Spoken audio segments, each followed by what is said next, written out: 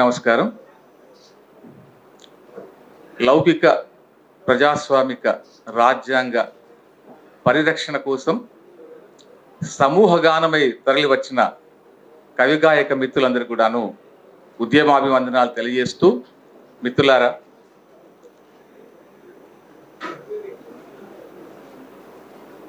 నిజానికి ఈ పేరుతో ఈ సందర్భాన్ని సృష్టించుకొని ఈ కార్యక్రమం నిర్వహించుకుంటున్నామంటేనే దేశం ఏ పరిస్థితుల్లో ఉంది అన్నది మనకు స్పష్టమవుతుంది.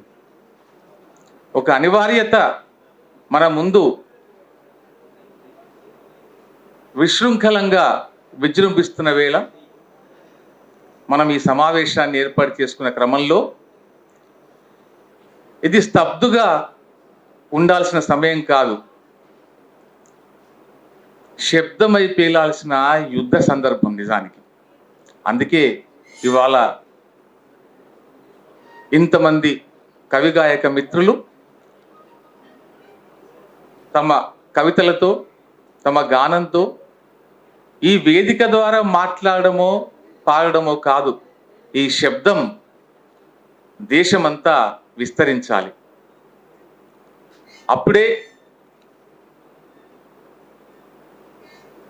ఈ పరిస్థితి అంతా సమాజంలో ఒక చైతన్యానికి కారణంగా నిలుస్తుంది. కాలం కల్లోలమైన ప్రతి సందర్భంలో కూడాను కళలే దారి చూపిన కాలాన్ని మనం చూసాం. ఈ కల్లోల సమయాన్ని దాటాలంటే, రాజ్యాంగాన్ని రక్షించుకోవడం అంటే దేశాన్ని రక్షించుకోవడం అన్న ఒక నినాదంతో, ఒక సోయితో ఇవాళ ఇక్కడికి వచ్చిన మన అందరికి కూడా, మీ అందరికి కూడా స్వాగతం తెలియజేస్తూ,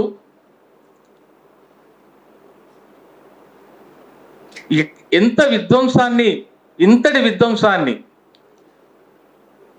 నిర్భయంగా, నిస్సంకోచంగా కుచ్ భీ చల్తా హై అన్నట్టుగా కొనసాగుతున్నటువంటి ఈ పరిస్థితులకి మూతోడు జవాబు ఇచ్చేది మనం మాత్రమే మిత్రులారా.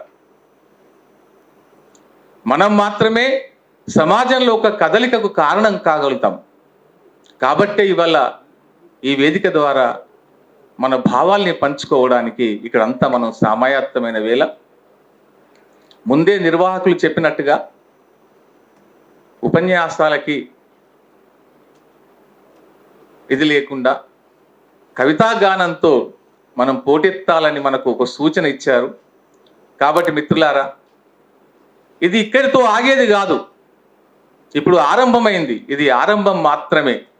ఇంకా మన అడుగులు ఒక జన ప్రవాహమై ఒక మహాప్రస్థానానికి కదిలేటువంటి సందర్భానికి ఇది సూచిక, ఆరంభం. కాబట్టి మిత్రులారా, ఇవాళ లబ్ధ ప్రతిష్ఠులైన లేదా కాలంతో నడుస్తున్నటువంటి కవులందరూ ఒక వేదిక మీదకి వచ్చిన సందర్భంలో ఈ విపత్కర కాలాన్ని మనం సమాజంలోకి తీసుకువెళ్ళి సమాజానికి ఒక సోయిని తెప్పించేందుకు ఇది కారకంగా మారుతుందని తెలియజేస్తూ, ముందుగా నా కవితను చదివి వినిపిస్తాను. కవితా శీర్షిక శబ్దమై పేలాల్సిన యుద్ధ సమయం. గీత నా రాతను మార్చలేదు, ఖురాన్ నా కిస్మత్ను ఖులాయించలేదు, బైబిల్ నా భద్రతకేమీ భరోసానివ్వలేదు, నేను ఆచరించిన మతాలన్నీ మరీచికలై సమన్యాయ దాహాన్ని తీర్చక దగా చేస్తుంటే ఒక దయాళువు నాకు అందించిన మానవ విముక్త మార్గం రాజ్యాంగం. రాజ్యాంగం పుక్కిటి పురాణం కాదు, మెట్ట వేదాంతము కాదు, గ్రహరాశుల గమనాల ఫలితాలను నమ్మే భ్రమాన్విత సిద్ధాంతము కాదు, పక్కా లెక్కల హక్కుల పత్రం, ఎవరి వాటా ఎంతో తేల్చే సహజ న్యాయ సూత్రం.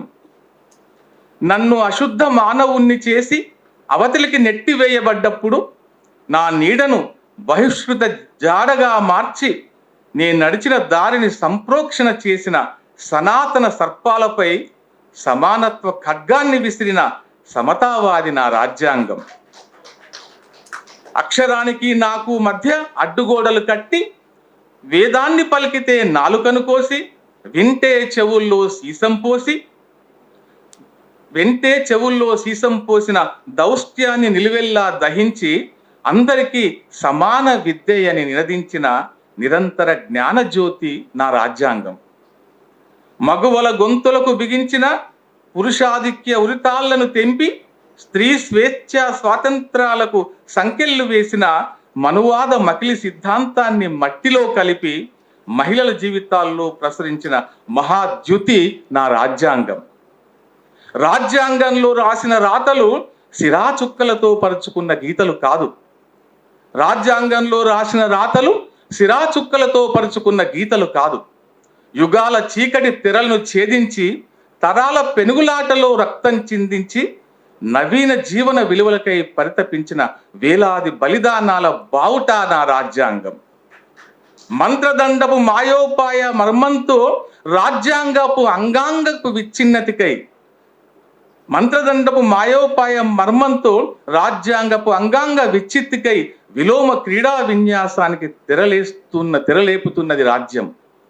సామ్యవాద భావనకు సమాధి కట్టి లౌకిక విలువలకు తిలోదకాలచ్చి ప్రజాస్వామ్యాన్ని ఏకస్వామ్యంగా, మతాన్ని మూకస్వామ్య ముప్పుగా ఎగదోసి బహుళత్వ సౌందర్య భారతాన్ని కుంచిత కురూపిగా మార్చే కుతంత్రాలు. కాలం సృష్టించిన ప్రతి కల్లోల సమయంలోనూ కళలు కథన చాలనం చేశాయి. ఇది స్తబ్దుగా ఉండే సమయం కాదు మిత్రమా. శబ్దమై పేలాల్సిన యుద్ధ సమయం. ఆ చూపుడు వేలి ఇంకా విముక్తి బాటను చూపుతూనే ఉంది. సంఘటితమయ్యే సందర్భాన్ని మనమే సృష్టించుకోవాలి. సంఘటితమయ్యే సమయాన్ని మనమే సృష్టించుకోవాలి. నిజంగా ఇది ఆ సందర్భమే, ఆ సమయమే. కావున వచ్చిన మీ అందరికీ ఆహ్వానం పలుకుతూ